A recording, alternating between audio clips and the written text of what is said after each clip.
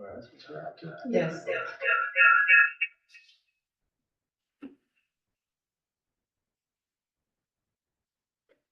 That better? I don't know, I think it's actually recording now. Okay. So it changed the design to accommodate what Marathon was doing. And then after we'd already awarded the contract, they came back and changed their plans of not coming in or something. So he had to change it back to what he originally designed. And it's kind of, I don't know, we haven't gone out there yet with any board members, but there's, the way the drainage is coming off the parking lot, had to change where the curbs are. So that was the bulk of it. Like I said, it's all wrapped up in the loan. It's all slated for principal forgiveness, so we're in good shape there. Any other questions? Do we have a motion? I'll make a motion. I move to approve the resolution 25-06, authorization to accept loan for the Department of Environmental Quality as presented. Second. It's been moved and seconded. Roll call, please. Lee Harrison. Yes. Roger Tom. Yes. Mike Parsons. Yes. John Edwards. Yes. Bill Clinton. That's why I looked at that. I saw it before you started that process. The what? You took me on a tour of that before it got started. Right. Yeah, it's finished now. They're getting ready to approve the planting. Yeah, some of the seeds, Forestry planting. seed didn't take and some of the other, we had so much rain that I think some of the planting, the plugs that they put in there kind of lost a lot of their oxygen. Okay. Resolution 2507, authorizing Gold Hills Connect to the regional sewer systems setting conditions. Okay, so back in 2020, we were talking about allowing Gold Hill to connect to the regional system. We talked to the regional rate committee, we talked to this board, and both our board of directors and the regional rate committee approved some sets of conditions that we had established and recommended. But those approvals were all captured in the minutes. We never had a formal resolution. And right now, as we're working through the loan and grant process, they're questioning whether or not STCs are a legitimate expense to be included in the loan. And so to answer that question, we're going to memorialize what we established years ago as far as conditions for Gold Hill to connect. One of which is that they have the STCs for the new connection. And then this will satisfy the lenders that the STCs are in fact a legitimate expense. And, it's kind of good to have that memorialized. We can dig through the minutes and find it in the minutes, but having it memorialized as a resolution makes a lot more sense. So that is what this is. And just to go over real quickly, what the conditions are is once they connect, they have to follow all the same rules and regulations. If the industrial pretreatment ordinance applies to them, they're going to be charged the same rates as anybody else. And they're going to have to pay STCs to the treatment plant and to us based on their flows. And at the rates in effect at the time they make the connection. So we're not locking in rates. We are locking in the flow that they're going to be assessed.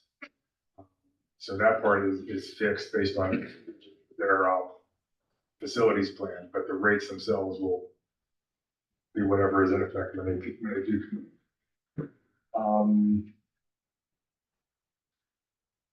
Yeah, I think that's the gist of it. Any other questions? Motion, please.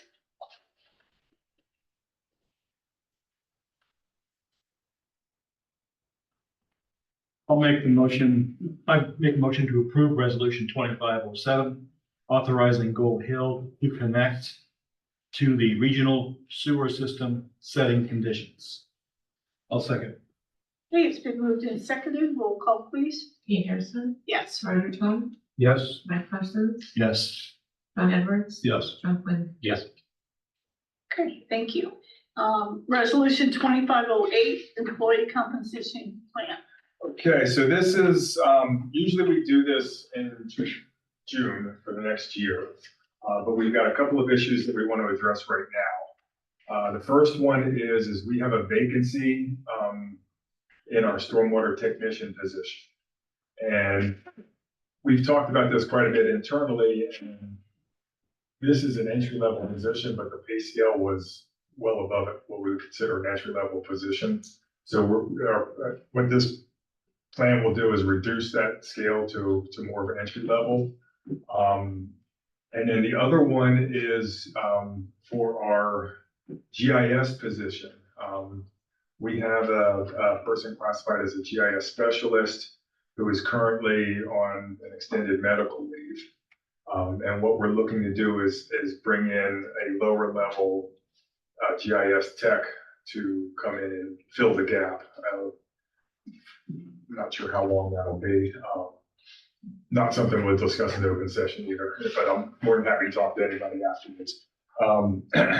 But so our intent is to bring in a GIS tech and a stormwater tech at the same level and advertise those once we get approval for that. Nothing else has changed on this.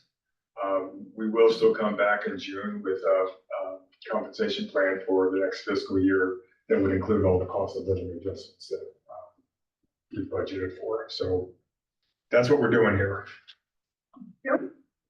And questions? This 5118 for the storm technician starting pay, is that gonna drop, or is that what it's gonna be? Yes. Is that what you're changing it to? We didn't have that category before. So the GIS specialist you see is over $1,000 higher per month on that. And, like I said, that's a little bit more than what we would consider entry level for that type of position. Are you having problems filling that spot? Get an application? We haven't advertised it yet, but no, we Oh, you have, yeah. No, we've gotten, when the stormwater tech position, the person who left wasn't even here a year. But when we interviewed for that, we had, I don't know, how many did we actually interview for? We had quite a few to choose for, that could have done it. And the same with the GIS positions. So I don't think we'll have. So it's still competitive. Yeah, the timing might be a little bit off because the SOU graduates, I think they graduate in June, so ideally we'd like someone before then, but that would be the best pool of candidates, I would think. We actually did a visit with them. When was that? Oh, last year. The GIS professor, I don't know, they wanted to fill some class time or something. And so we sent some people over to just talk about what we do with GIS. And the students there were really very interested in what we're doing. So, Yeah, they've asked us, we're actually gonna go back. So David is setting that up right now. yeah, I'll okay. go back and talk to you. Yeah, it was very well received, and that's just super easy, really quality PR, as well as getting in some, possible job candidates. Yeah. Probably nice to know that they have an opportunity to stay in Valley.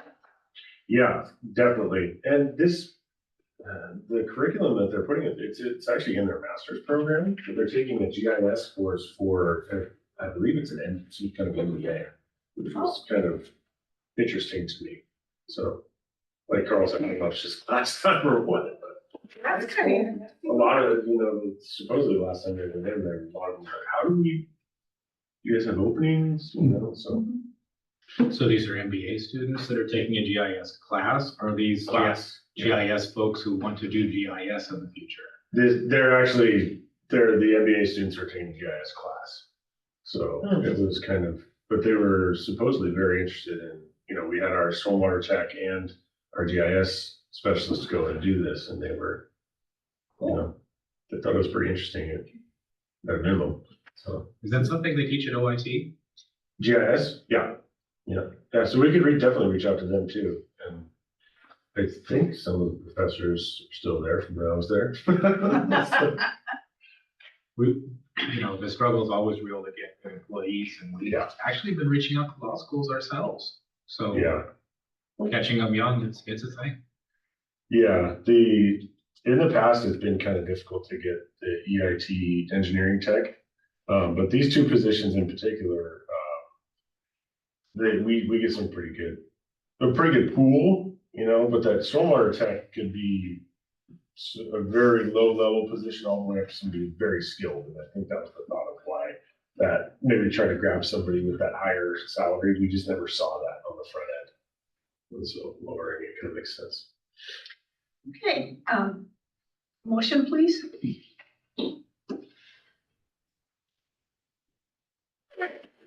Yeah, I move to approve resolution 2508. Employee compensation plan to consider.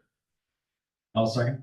It's been moved and seconded. Roll call, please. Anderson, Yes. Roger Cole, Yes. McPherson, Yes. John Eckert. Yes. Kathleen. Yes.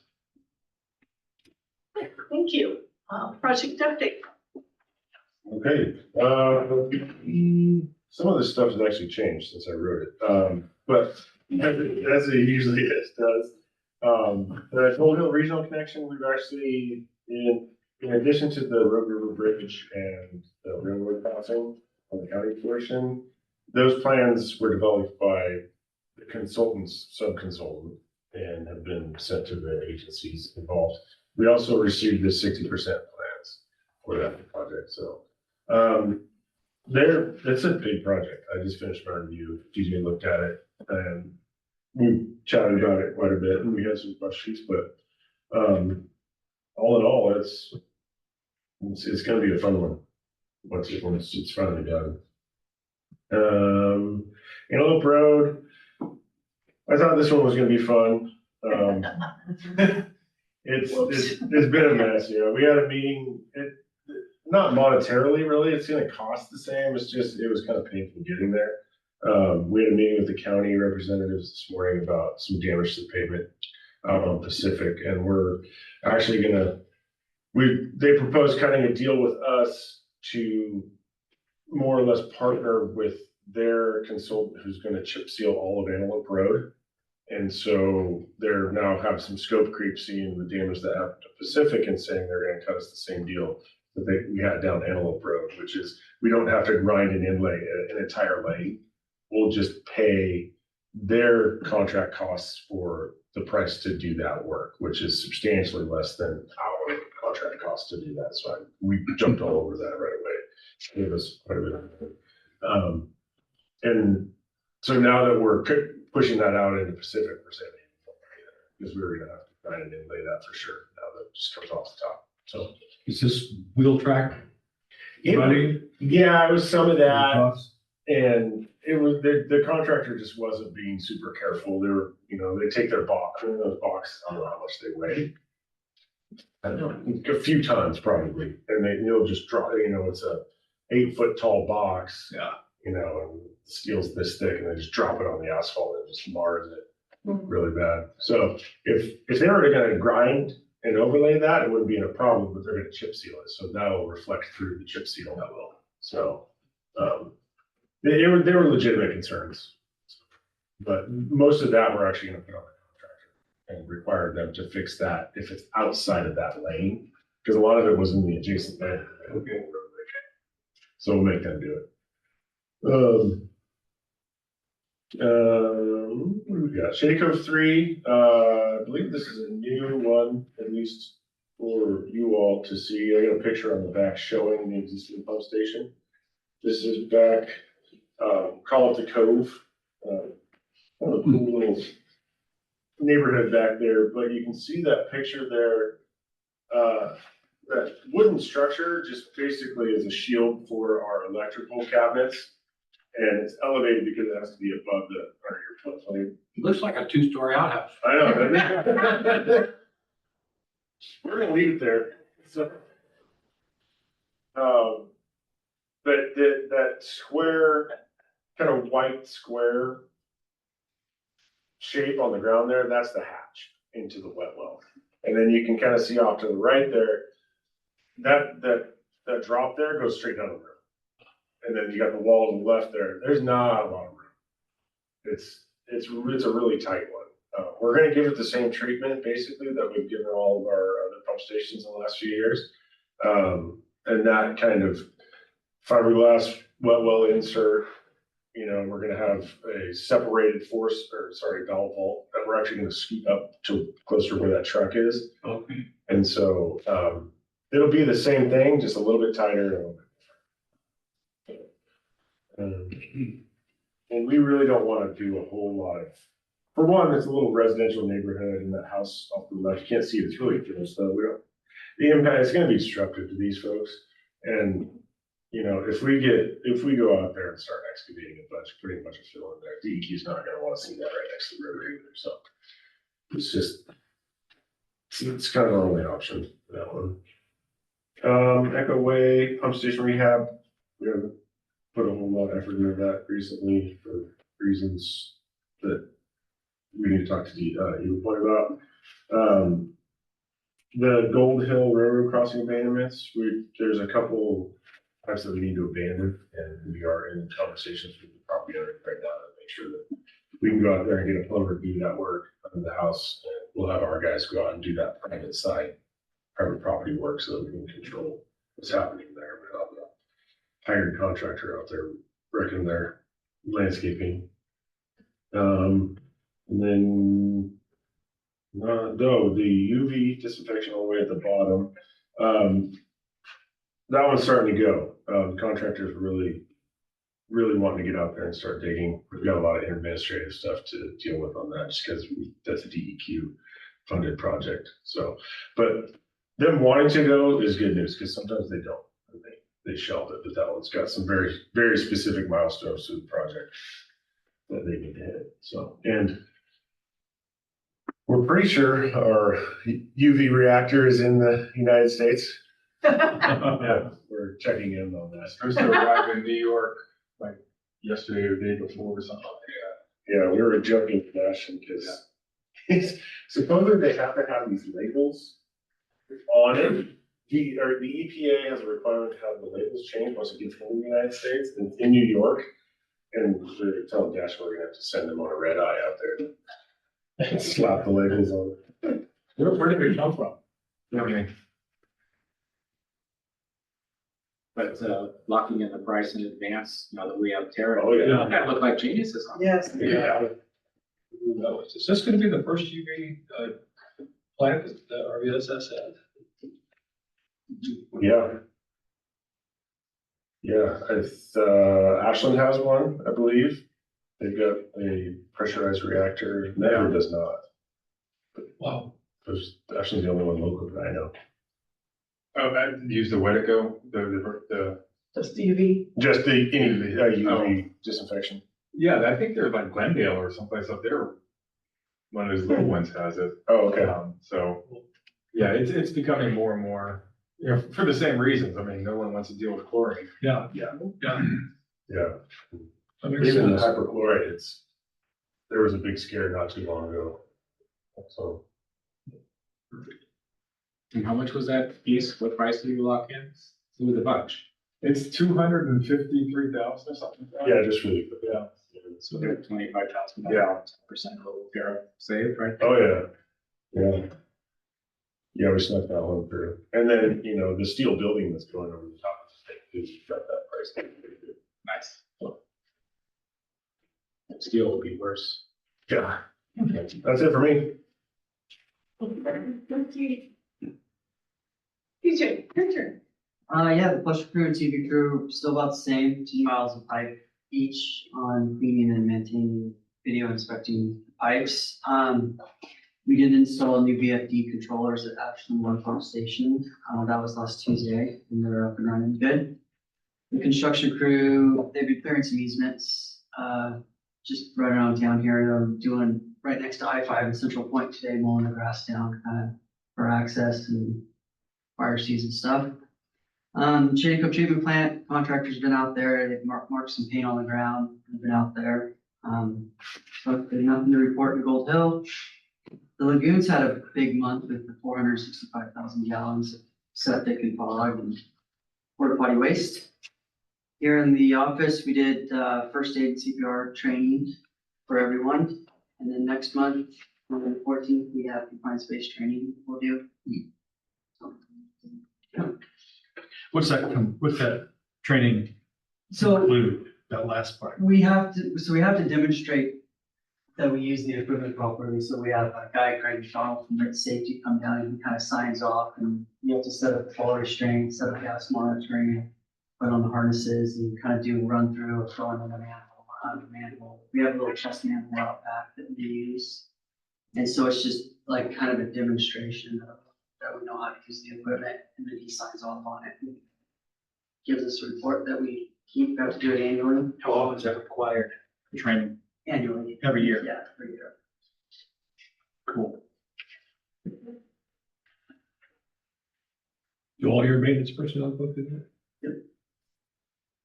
And the treatment plant guys and the instructors, yep. TJ, I'm curious what the revenues per lagoon were with that many gallons. Oh, I didn't bring that sheet over. Sometimes you put it in.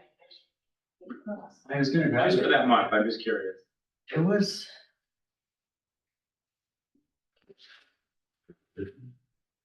It's 167,000 as of December, so we were at about 530,000 a year.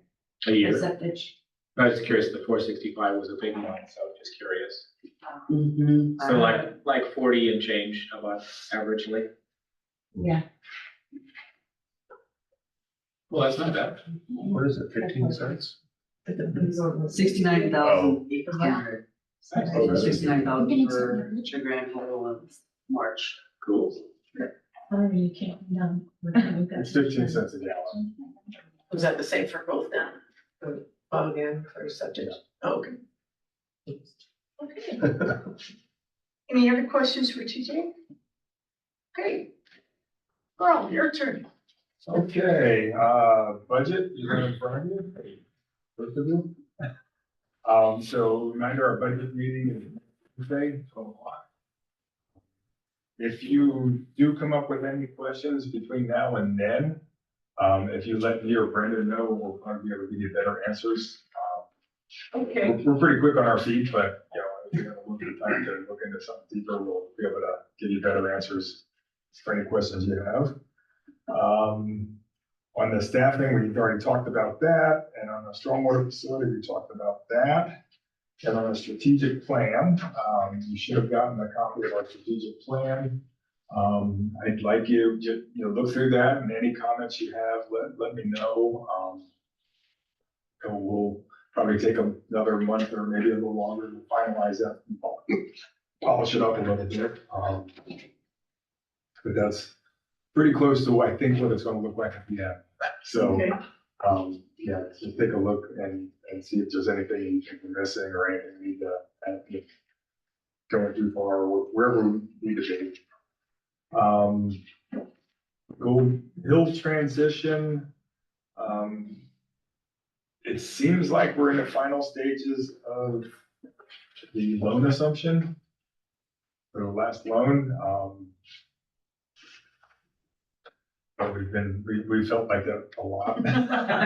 But I think, we got another $15,000 bill from bond council, so we've been better off just paying off the loan and not paying bond council to review stuff.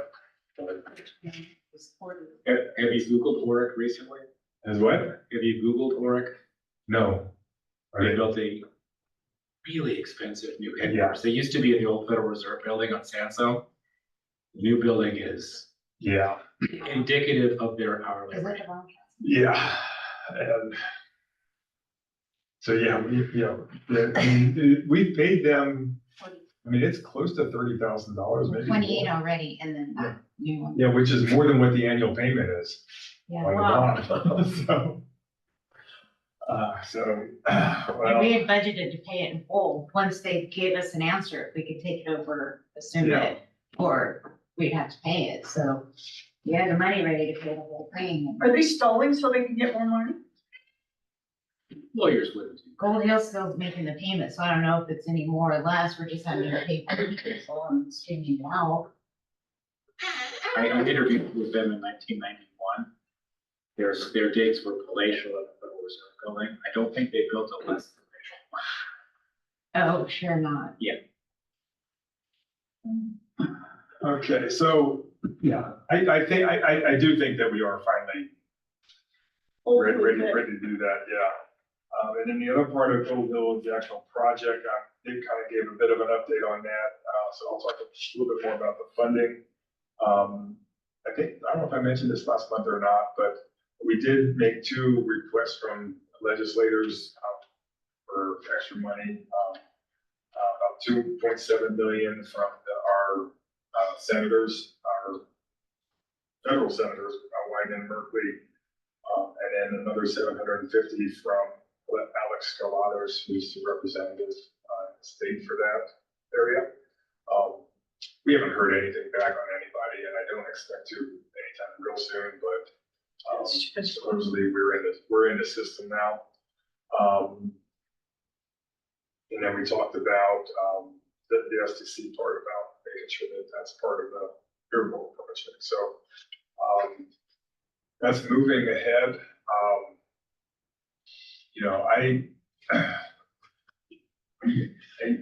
have a lot of anxiety about how our final loan package is going to end up.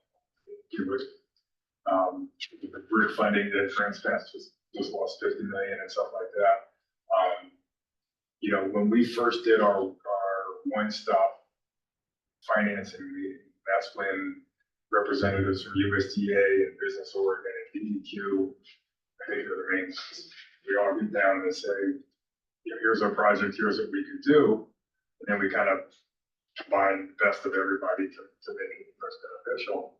We were looking at a $12 million project, and we were expecting on the order of $5 or $6 million of that to be grants for the rest of the which was funds. Now we're looking at a $16 million project, and you know, maybe if we're lucky, 4 million in grants. So you know, everything's going in the opposite directions to the benefit, to the detriment of Gold Hill. I mean, nothing's solid yet. Nothing's been secured, but that's, I'm worried about it. I guess I'll just let you know that much. I mean, we're doing what we can. That's why, you know, that congressional directed funding might be coming really handy. If we could secure some of that, that'll really help a lot. But we're, you know, we still, Brendan and I meet with them every month, get regular updates, and have to work through the process. So, you know, I guess that, I mean, that's pretty much all we can do is keep working on it, and hopefully, you know, we'll get more clarity of what we'll actually get as far as loans and grants and all of that. So. There's no warnings that we're losing anything. Yet. Yeah. So we're just still kind of going with the flow each month with updates. Did they want grants passed again? Yeah. Yeah. Yeah, that would be, yeah, if you were counting on that much money as a grant, and then also you don't have that would put you in a bit of a tailspin. I did notice it was for fiscal year 22 before. Yeah. It's 25 and they haven't started. Yeah. Okay, transition to PERS, agreement signed. So that's a done deal. And everything's scheduled to go into effect July 1st. I'm going to have to revise our agreements with Mission Square, which is our current retirement provider. So we're working on that. That's going to be pretty easy to make that change. Oregon PERS doesn't also administer the 401k or whatever program it is. They don't have. Yeah, so the 401k, Mission Square will still be managing our 401, it's 401a, but they'll still be managing that for us.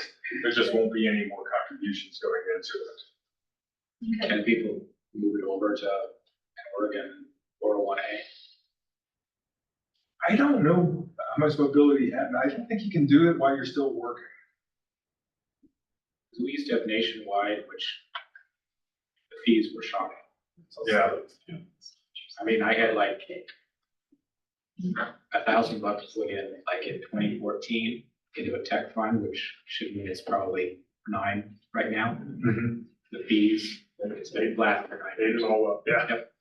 Yeah, I don't know, I don't think they have exorbitant, I mean, it's all mutual funds, so each underlying mutual fund has its own set of fees, and I think beyond that, they charge like a real nominal, like $25 a year or something. I mean, it's not a whole lot, but, so anyway, we need to update those agreements. We'll do those over the next couple of months. And now it's really up to Joan, because all the work's gonna be on her end to provide all the data, employee data to PERS to get that up and running. John needs a raise.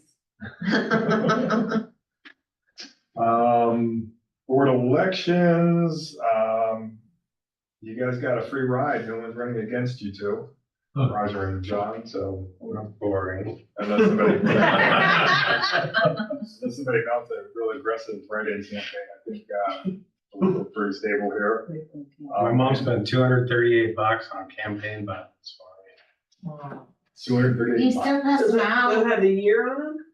No, so I Okay. can use them for There you. you are, yeah. The year on it. I'll bring you some next month. Okay. That'll be right before the election. Next week. May. Oh, I'll bring them to the budget committee. Yeah, Yeah, they're supposed to be in. but after the next board meeting, the election will be over before the next board meeting, I think. Yeah. To help encourage voter turnout. May 20th? Voter turnout. That's election. And then next month, I want to have a executive session to review our cybersecurity practices. Okay. That's something we do every year, just to let you know what we're up to, because there's a lot of things going on. And it's not the kind of thing you're allowed to talk about in the open session. So that's all I got. Can I get a question for Carl, back on the Gold Hill, upstate, well, yeah, intertie. We call it Gold Hill intertie, is that just? Yeah. That's the project name, Yeah. okay. So I think you alluded, so we're at 60% plans. And so is there an engineering estimate that's $15 million for construction on that? What you're kind of hearing? Yeah, I think that it's somewhere in that range. I don't think they've updated it since they did 30% plans. So they haven't updated the contract. Oh, it was 15 million even at 30% plans? Yeah. What did we tell Gold Hill we thought? What did we tell Gold Hill? Yeah. We told them that they're gonna pay the same rate as everyone else plus debt service. And we'll do our best to keep the debt. We're doing the best we can. All right. Well, that's the right I answer. mean, we haven't promised anything. I mean, I was hoping to keep their monthly rate around 120. But I think when we were talking more about 150 to 160. Oh, wow. Yeah. 120 is a bunch. Yeah. It's wild how much it is. There's just not the people, you don't have the population to support something like that. Yeah. So it's gonna be tough. I mean, we are proposing a small increase now because we're gonna have to just keep doing these increases every year to try to soften it as much as we can. But it is gonna, it could easily become a hardship for a lot of people if we can't find a better. I mean, I think the 150 to 160, that's kind of still a worst case. I mean, that would be if we just got a single loan from DEQ for the entire amount. So I think our chances of getting that are almost guaranteed. And then everything else that we can get would be an improvement on that. So we do have a backstop, I guess, of kind of a limit of how bad it will be. Whatever grants you get, we reduce the. Yeah. I don't know. That would be good.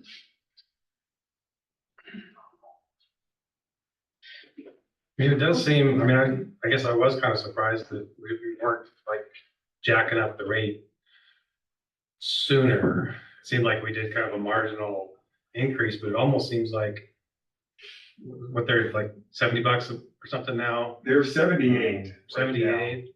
And so. So they raised it like $20. They raised it from like 56 to 78 just before annexation. And part of the annexation agreement was that we would hold that steady for 2 years. And that was something they wanted. So that 2 years is up. So, Oh, I get that. yeah, This budget year that we're. and end of this, yeah. So starting in July, we can raise it again. So we're It gonna, does seem like we ought to, yeah, get it up to 100. yeah. I mean, they should have been doing this for, So the shock isn't there. Yeah. It's easier to budget little bits each year than to $16 more a month or something. And what's Medford now, like 36 a month, something like that? Is it Medford like 36 a month or something like that? I don't think they're that high yet. They might be now. They're in the, mid to low 30s. And that's, But our bill for our, people who live in, ours is a little bit less than that. And that's the lowest in the state. I pay it quarterly and it comes out automatically, so I don't really pay Yeah. that much attention. Yeah, so they're, I think even if we raise Gold Hill to 120 a month right now, I think they'd be the second highest in the state. So there's a lot of them that are, that continually go up, and there's a lot of them that are even still, quite a bit higher than what Gold Hill's going to be at $85. So they're not the worst, but They're close. they're pretty high up there, All right, anything else? Was paid claims? I'll make a motion to pay the claims. Roll call, please. Jane Harrison. Yep. Roger Tom. Yes. Mike Parsons. Yes. Ben Hendricks. Yes. John Flynn. Yes. Okay, if that is all, we are.